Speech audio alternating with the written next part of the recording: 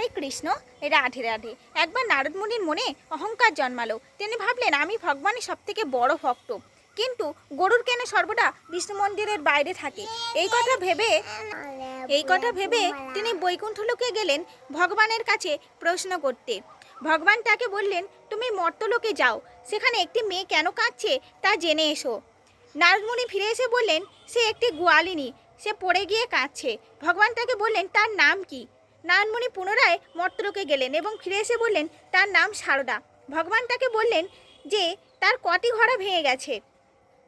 তখন নারদ মুনি বিরক্ত হয়ে বললেন যে, ভগবান, আপনি নিজে কেন গিয়ে দেখে নিচ্ছেন না? তখন সেখানে গরুর উপস্থিত হলো।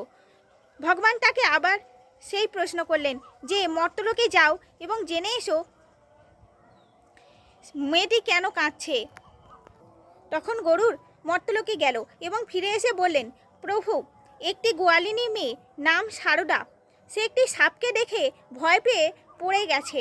তার দুটি ঘোড়া ভেঙে গেছে, তা থেকে সমস্ত দুধ পড়ে গেছে এবং সে ভাবছে পরের দিন বাজারে সে কি বিক্রি করবে, তাই সে কান্না করছে। একথা শুনে নারদ মুনি বুঝতে পারল যে গরু শুধুমাত্র ভগবানের ভক্তই নয়, বরং তার নিঃস্বার্থ একজন সেবক। এরপর নারদদেবের অহংকার দূর হয়ে গেল।